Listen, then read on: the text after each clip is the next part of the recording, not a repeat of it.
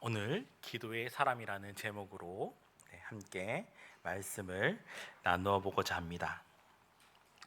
오늘 본문에는 세 사람이 등장합니다. 세 사람 모두 기도를 하고 있습니다. 그러면 우리가 기도가 무엇인가 라고 했을 때 기도를 정의해 보면 이렇게 할 수 있습니다. 기도는 하나님과의 대화이며 하나님과의 긴밀한 교제라고 이야기할 수 있습니다. 여러분, 우리가 일상생활에서 누구와 가장 많은 대화를 나눌까요? 가족과 대화를 많이 나눕니다. 또 부모님과 자녀와 많은 대화들을 나눕니다. 학생들은 또 선생님과 친구들과 굉장히 활발하게 많은 대화를 나눕니다. 또 대화를 나누다 보면 정이 들고 또 대화를 많이 나눠주고 싶어 합니다. 그런데요, 대화가 끊어지면 어떻게 될까요? 한번 생각해 보셨나요? 대화가 끊어지면 그런 지옥이 따로 없을 수 없습니다. 왜냐하면 한번 생각해 보시죠. 우리가 친밀하게 관계를 가졌을 때는 정말 많은 이야기를 나누고 삶을 나누고 그 사람의 모든 것들을 다 알려고 열심히 노력합니다. 그런데요, 그 관계가 끊어지게 되면 어떻게 됩니까? 우리 쉽게 말해서 나 너랑 이제 안 만나, 절교할 거야. 친구들이 굉장히 많이 하죠. 이렇게 아동부 친구들을 많이 표현하고 중고등부 학생들도 막 이렇게 합니다. 친하게 잘 지내다가 갑자기 뭐가 생기면요, 시기와 질투와 미움이 생기면 나 너랑 이제 절교할 거야. 하고 그 다음날 같이 또 신나게 친하게 잘 지냅니다. 왜 그렇습니까? 그만큼 그 사람과의 관계들이 깊기 때문에 그것을 쉽게 끊어버릴 수 없다라고 우리에게 이야기하고 있습니다. 그런데 한번 생각해 보십시오. 우리의 믿음도 똑같습니다. 하나님과의 관계 속에서 기도가, 정의가 하나님과의 대화라고 하면 하나님과의 대화가 깊어져야 되고 많아져야 되고 나눠져야 되는데 우리는 보통 기도를 어떻게 합니까? 열심히 나 혼자 기도하고 하나님께 대한 기도의 응답은 하나님 안녕 빠이빠이 저 가요 이렇게 하고 갑니다. 하나님께 기도 응답을 받을 수 있도록 그 시간들을 하나님께 드려야 되는데 우리는 그 시간을 많이 드려지지 않습니다. 나의 필요한 것만 열심히 강구하고 떠들고 이야기한다는 거죠. 그러면 우리가 한번 생각해 보십시오. 내가 살아가는 삶 가운데 우선순위를 어디에 두고 있는가라는 것을 한번 생각해 보십시오. 내가 대화하는데 우선순위를 누구에게 두고 있습니까? 직장 동료, 사장님, 또 많은 사람들, 또 많은 사람들에게 시간을 보냅니다. 그리고 학생들은 우선순위를 어디에 둘까요? 리서치를 해보면 선생님일 것 같은데 선생님 아닙니다. 가장 자기의 친한 친구에게 모든 시간을 전부 다 투여합니다. 그리고 그 친구들과 함께 아침이건 점심이건 저녁이건 또 어떻게 갑니까? 친구 따라 어디 갑니까? 강남 갑니다. 쉽게 말해서 친구 따라 열심히 학원까지 열심히 갑니다. 그러면 한번 생각해 보십시오. 24시간 동안 친구들이 내가 가장 친밀한 관계를 하고 있는 사람들은 누구인가라는 것을 얘기했을 때 부모님과의 친밀한 관계가 돼야 되지만 부모님이 1순위가 안 될 때가 더 많이 있습니다. 저도 그렇습니다. 집에 들어가면 다하나 오늘 어린이집 어떻게 하고 왔니? 이렇게 하면 이렇게 고개 딱 돌리고 갑니다. 그러면은 뭐라고 얘기할 수가 없습니다. 2살 이제 3살 되는 아이가 뭐라고 얘기하겠습니까? 그러면은 이제 어린이집에서 보내준 그 사진을 이렇게 보면서 다은이한테 이렇게 얘기합니다. 다은아 오늘 어린이집에서 이런 행동했던 것 같은데 얘기 한번 해줄래? 하면 이제 그때서야 이야기를 합니다. 아빠의 관계가 친밀해져야 되는데 아빠의 관계가 친밀하지 못합니다. 엄마를 쫓아서 갑니다. 그러면은 열심히 저는 이제 다은이한테 재롱을 피우죠. 다은아 이렇게 좀 해주면 안 되겠니? 저렇게 해주면 안 되겠니? 막 하는데 이제 몇 분이 안 되죠? 1, 2분 정도 막 이렇게 하다가 또 엄마를 쫓아서 가게 됩니다. 이것처럼 우리의 믿음의 신앙도 똑같다라는 겁니다.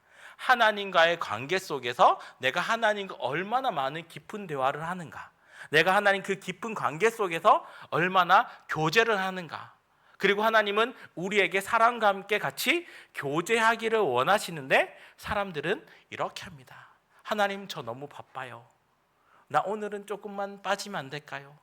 저기 좀 빠지면 안 될까요? 이렇게 하다 보면 하나님 점점 멀어지나 봐, 이렇게 됩니다. 네, 하나님과의 관계 속이 점점 멀어질 수밖에 없다라고 이야기합니다. 그러면 오늘 말씀 속에서 우리에게 기도하는 세 사람을 보여주고 있는데, 이 세 사람을 통해서 어떻게 그 사람들이 변화가 되는 것이고, 기도를 통해서 기도의 사람으로 어떻게 변화가 되는지, 그 말씀을 통해서 은혜 받는 시간이 다 되시길 축원합니다. 첫 번째는요, 끊임없는 기도를 했다라고 말씀하고 있습니다. 오늘 본 말씀 1절에서 8절 말씀에 보면 끊임없이 기도하는 한 사람을 볼 수가 있습니다. 오늘 본 말씀 1절 말씀에 보면 예수께서 그들에게 라고 말씀하십니다. 우리 1절 말씀 다 같이 한번 읽어볼까요? 시작. 예수께서 그들에게 항상 기도하고 낙심하지 말아야 할 것을 비유로 말씀하여. 네, 항상 기도하라고 얘기하시면서 또 뭐라고 얘기합니까? 낙심하지 말라라고 말씀하고 계십니다. 항상 기도를 하는데 하나님이 내가 원하는 때 기도를 들어주실까요? 안 들어주실까요? 네, 1번 들어주신다, 2번 안 들어주신다, 3번 하나님의 때에 들어주신다. 네, 보통 정답은 3번입니다. 제가 길게 하는 게 정답입니다. 네, 3번이 정답인데 보통 사람들은 어떻게 얘기하냐면 1번, 2번에서 다 그칩니다. 왜요? 나의 필요의 기도만 열심히 간구하기 때문에 그렇게 얘기하는 거죠. 그리고 하나님 앞에 때를 씁니다. 하나님, 이 기도 좀 들어주시면 안 돼요? 이제 하다가 안 되면 어떡합니까? 하나님 앞에 뭐 할까요? 네, 협박합니다. 하나님 앞에 협박합니다. 하나님, 이 기도 안 들어주면 저 이거 안 할 거고요, 저거 안 할 거고요, 이거 저 안 할 건데요. 네, 하나님 뭐라고 하실까요? 이 자식아 정신 차려라, 이렇게 하시지 않을까요? 네. 하나님은요, 우리에게 가장 좋은 때에 그 기도를 응답해 주시기 위해서 그것을 잠시 보류하시기도 하고 좀 더 미루시기도 하고 좀 더 다 좋은 것으로 바꾸려고 이야기할 때가 있습니다.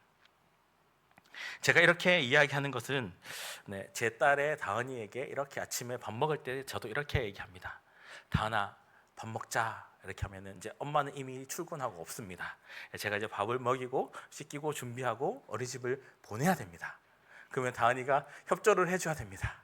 협조를 안 해주면 저는 아침에 출근이 지각됩니다. 그래서 다은이한테 부탁합니다. 다은아, 오늘 제발 좀 도와줘, 이렇게 얘기합니다.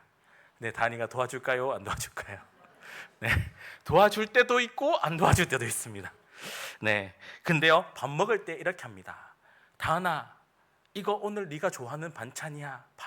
고기 반찬이야, 뭐 반찬이야, 이렇게 꺼내주면 먹습니다. 그런데요, 자기가 원하지 않는 거면 어떻게 합니까? 안 먹습니다. 고개를 확 돌리고 아빠 안 먹을 거예요, 이렇게 안 하지만 고개를 싹 돌립니다. 그리고 우는 것처럼 때를 씁니다. 그러면 이제 제가 이렇게 얘기합니다. 다은아, 안 돼. 우리 빨리 밥 먹고 빨리 씻고 어린이집 가야 되고 아빠는 출근해야 돼, 이렇게 얘기합니다. 그러면 다은이가 머지않아 이렇게 얘기합니다. 제가 다은이한테 이렇게 합니다. 다은아, 좀 도와줘 하면 응, 이렇게 합니다. 네. 네. 얼마나 감사한지 모릅니다. 네. 하나님은요, 우리에게 이렇게 얘기합니다. 어린 아이가 아빠가 아이한테 이야기하면서 기도할 때 하나님 이것 좀 들어주세요 떼쓰고 이야기할 때 제가 이것을 된다라고 얘기하고 때로는 안 된다고도 이야기합니다. 이것처럼 하나님은요, 우리에게 안 좋은 것은 무조건 막으십니다. 근데요, 하나님의 때에 원하고 하나님이 원하시는 때면 그것을 긴급하게도 그것을 응답해 주신다라고 우리에게 말씀해 주고 있는 것입니다. 그러므로 우리는 안 된다라고 얘기하는 것이 아니라 하나님의 때에 가장 좋은 것으로 응답해 주시기를 우리는 기도해야 된다라고 얘기합니다. 오늘 본문에 보면 예수님께서 기도하시다가 절대 낙심하지 말라고 이야기합니다. 그 낙심을 연결해서 갈라디아서 6장 9절의 말씀에 보면 우리에게 이렇게 말씀합니다.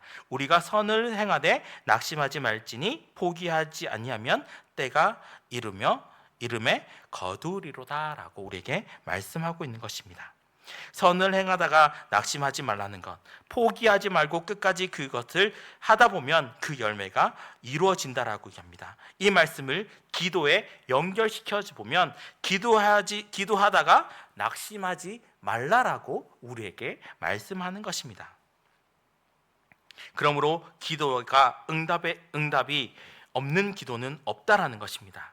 그래서 기도할 때 하나님께서 그 때에 가장 좋은 때에 응답해 주실 줄 믿습니다. 아멘. 오늘 본문 2절 말씀에 보면 이런 사람들이 이제 나옵니다. 우리 2절 말씀 한번 읽어볼게요. 시작. 이르시되 어떤 도시에 하나님을 두려워하지 않고 사람을 무시하는 한 재판장이 있는데, 한 재판장과 과부가 나옵니다. 그리고 그 도시에 재판장과 과부가 나오는데요.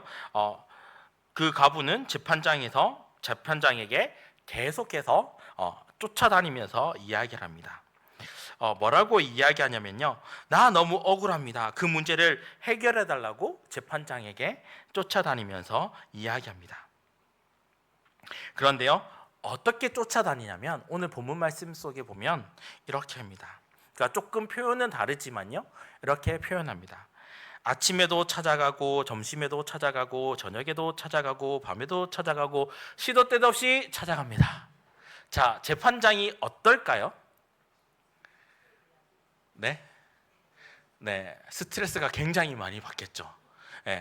아침에도 제가 조금 더 표현해 보겠습니다. 새벽에도 찾아가고 아침에도 찾아가고 낮에도 찾아가고 점심 때도 찾아가고 오후에도 찾아가고 오후에도 찾아가고 저녁 때도 찾아가고 밤에도 찾아가면 어떻게 될 것 같습니까? 귀찮고 괴롭고 힘들고 어려운 상황들이 닥쳐올 수밖에 없습니다. 그래서 재판장에게 이렇게 합니다. 저 너무 과부가 된 게 너무 억울합니다. 저 원수가 된 사람, 내 남편을 죽인 그 원수를 해결해 주십시오. 근데요, 제가 과부가 되고 싶어서 과부가 된 것이 아닙니다라고 합니다. 그리고 너는 과부가 됐는데 나는 고통 속에 있는데 내 남편을 죽인 그 사람은 오히려 더 큰 소리로 떵떵거리면서 큰 소리 칩니다. 너무 억울해서 미치겠습니다. 재판장님, 제발 옳은 재판을 해주시면 그 문제를 해결할 수 있을 것 같습니다. 제발 올바른 판단을 해주십시오 라고 이야기하면서 계속해서 쫓아다니는 것을 오늘 본문에서 말씀하고 있는 것입니다. 과부의 모습을 한번 바라보기 바랍니다. 과부의 모습은 어떻습니까? 한순간에 과부가 되었습니다. 하늘이 무너졌습니다. 일어날 힘이 없습니다. 그런데 절천지 원수가 큰 소리를 떵떵거리면서 네가 뭔데 이렇게 얘기합니다. 나는 잘못한 것이 없어. 근데요, 과부는요 어떻게 합니까? 죄송합니다. 한 번 더 표현하겠습니다. 새벽에도 찾아가고 아침에도 찾아가고 낮에도 찾아가고 오후에도 찾아가고 저녁에도 찾아가고 밤늦게도 찾아가고 속에서 천불이 납니다. 그 재판장 앞에 하나님은 우리에게 이렇게 얘기합니다. 제발 그 원수의 문제를 해결해 주십시오. 원한을 풀어 주십시오. 정의를 실현해 주십시오 라고 이야기합니다. 근데요, 앞에서 보십시오. 2절 말씀에 재판장은 어떤 사람이었습니까? 하나님도 무시하고 사람도 무시하고 자기 마음대로 행하던 사람이었습니다. 그런데요, 오늘 5절 말씀에 보면 이렇게 얘기합니다. 재판장, 우리 5절 말씀 한번 읽어볼게요. 시작. 이 과부가 나를 번거롭게 하니 내가 그 원한을 풀어주리라. 그렇지 아니하면 늘 와서 나를 괴롭게 하리라 하였느니라. 네. 이 재판장도 이제 맨날 나를 쫓아오면 이제 번거롭고 힘드니까 이것을 해결해 주겠다라고 얘기합니다. 그리고 그 말씀을 연결해서 예수님께서 6절 말씀부터 8절 말씀까지 이렇게 말씀합니다. 우리 6절 말씀에서 8절 말씀까지 한번 읽어보도록 하겠습니다. 시작. 주께서 또 이르시되 불의한 재판장이 말한 것을 들으라. 하물며 하나님께서 그 밤낮 부르짖는 택하신 자들의 원한을 풀어주지 아니하겠느냐? 그들에게 오래 참으시겠느냐? 내가 너희에게 이르노니 속히 그 원한을 풀어주시리라. 그러나 인자가 올 때 세상의 믿음을 보겠느냐 하시니라. 아멘. 그러므로 우리들도 과부들처럼 불의한 재판장에게 매일 가서 하소연하고 간청하고 도와달라고 애원해야 된다는 것입니다. 예수님께서 밤낮 부르짖는 자에게 그 문제를 해결해 주시겠다라고 말씀하신 것처럼 우리는 밤낮 끊임없이 우리의 문제를 가지고 하나님 앞에 나아가서 어떻게 해요? 끊임없이 기도해야 된다는 겁니다. 제가 앞에서 웃으면서 이렇게 표현했지만 여러분 한번 생각해 보십시오. 내가 밤낮 끊임없이 그 문제를 가지고 하나님 앞에 과부처럼 기도할 때 하나님께서 그 기도에 응답해 주신다라고 말씀해 주고 있는 것입니다. 그러므로 그 말씀을 부여잡고 우리는 밤낮 부르짖으며 기도하며 나가는 덕신저에게 모든 성도님들 다 되시길 주님의 이름으로 축원합니다. 두 번째는요, 보여주는 기도를 보여주고 있습니다. 오늘 본문 9절과 12절 말씀에 보면 두 사람이 나타납니다. 두 사람이 등장하는데요, 한 사람은 바리새인이고 한 사람은 세리라고 말씀 표현하고 있습니다. 네, 오늘 본문 말씀 9절 말씀에 보면 이렇게 표현하고 있습니다. 네, 우리 먼저 바리새인에 대해서 먼저 한번 좀 깊게 한번 보도록 하겠습니다. 9절 말씀입니다. 또 자기를 의롭다 믿고 다른 사람을 멸시하는 자들에게 이 비유로 말씀하시되, 자, 두 사람이 기도하러 성전에 올라가니 하나는 바리새인이요 하나는 세리였다라고 표현하고 있는 것입니다. 자, 바리새인은 이렇게 표현하고 있습니다. 바리새인은 어떻게 기도하고 있을까요? 세리는 어떻게 기도하고 바리새인은 어떻게 기도하고 있을까요? 자, 우리 11절 말씀을 한번 볼게요. 바리새인은 이렇게 기도합니다. 자, 11절 말씀 읽어보도록 하겠습니다. 시작. 바리새인은 서서 따로 기도하여 이르되 하나님이여, 나는 사람들 곧 토색, 불의, 간음하는 자들과 같지 아니하고 이 세리와도 같지 아니함을 감사하나이다. 네, 한번 보십시오. 이 바리새인은 어떻게 기도합니까? 손을 들고 따로 서서 기도합니다. 이렇게 기도하는 것이 무엇입니까? 나 좀 바라봐. 사람들아, 날 좀 바라봐. 나 손 들고 기도해. 큰 소리로 거리에서 소리 들고 손 들고 기도해. 나 좀 바라봐. 이렇게 하는 겁니다. 이게 잘하는 기도일까요? 여러분, 이게 잘하는 기도일까요? 절대 잘한 기도가 아니라는 것입니다. 그리고요, 이 기도 속에 보면 올바른 기도가 하나도 없습니다. 왜 올바른 기도가 없을까요? 자기만 다 드러내고 있습니다. 기도 내용 속에 하나님을 높이는 기도의 내용은 하나도 없습니다.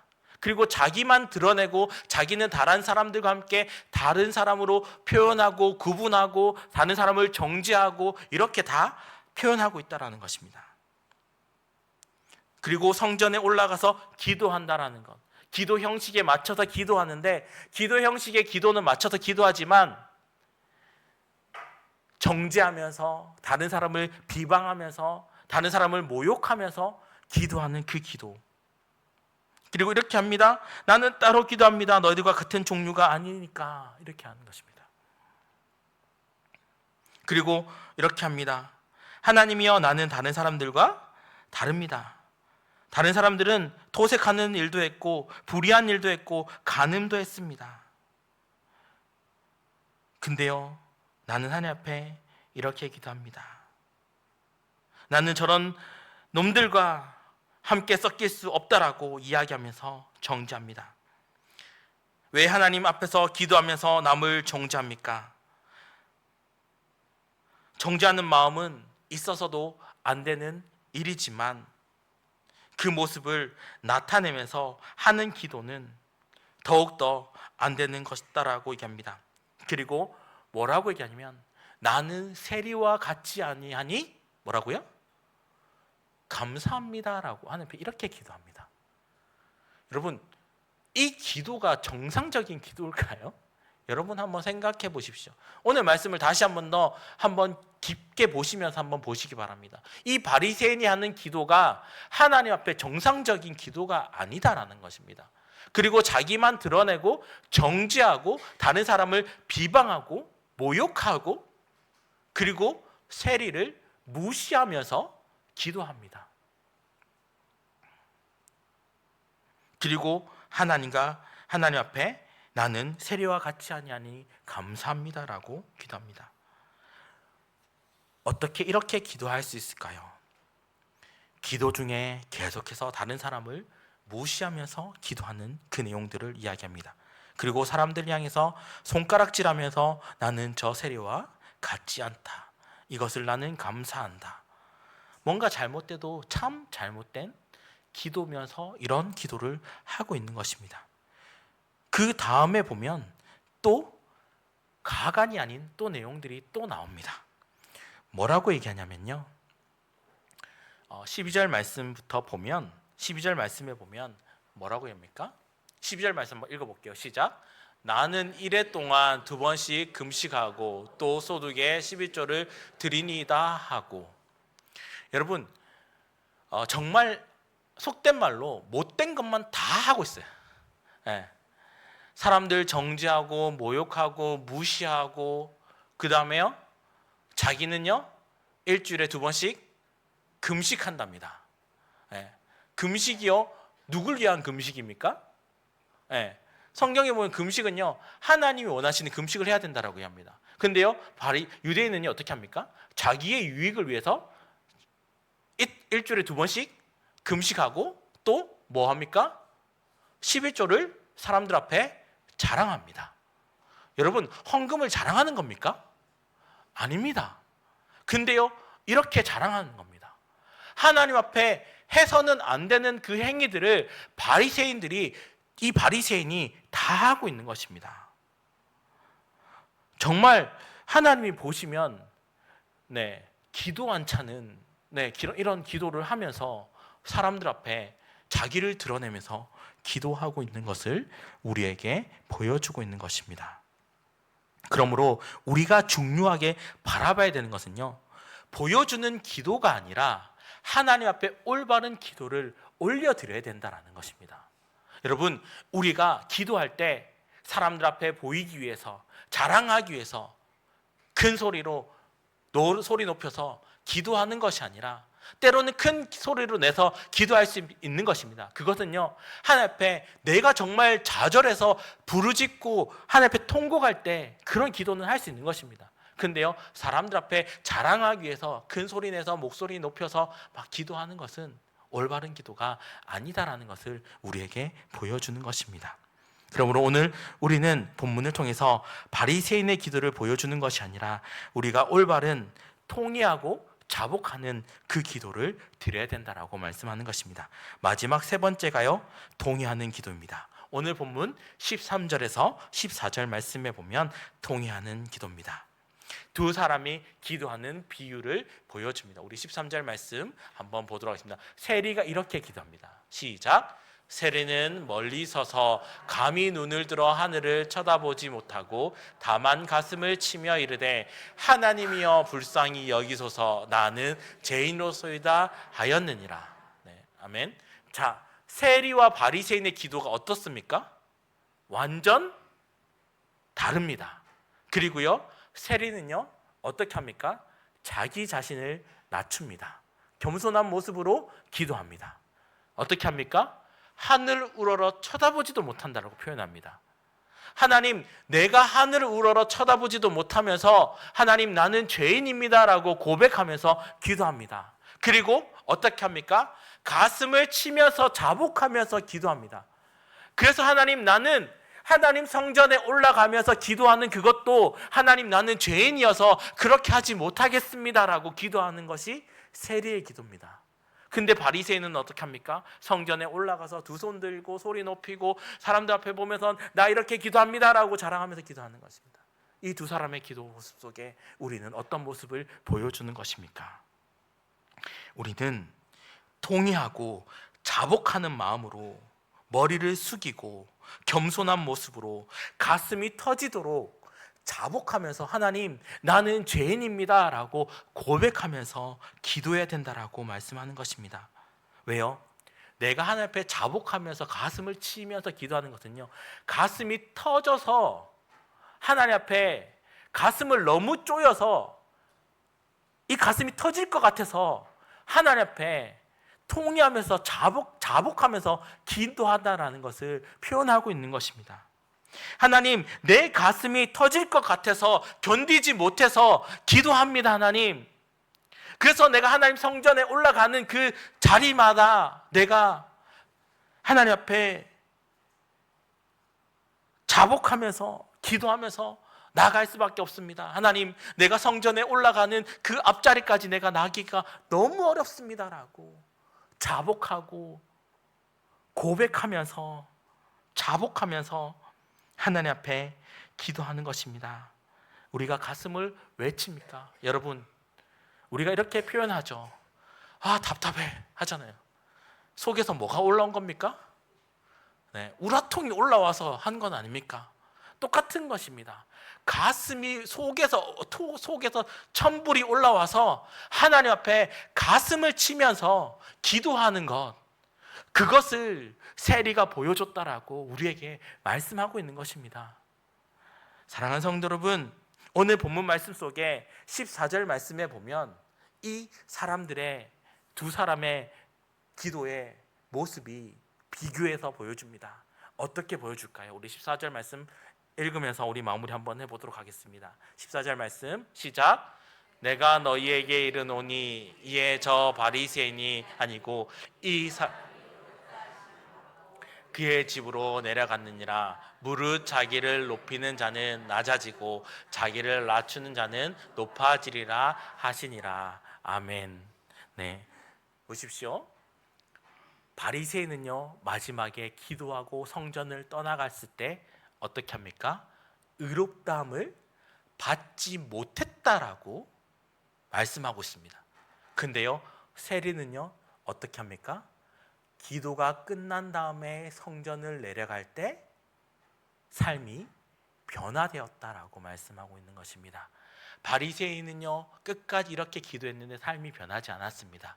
그런데요, 세리는요 통회하고 자복하고 하나님 앞에 울부짖고 기도하면서 하나님 앞에 모든 것을 토해냈을 때 하나님 앞에 의롭다 하고 자기 자신을 낮추면서 기도했을 때 그 삶이 변하고 의롭다함을 입었다라고 말씀해 주고 있는 것입니다.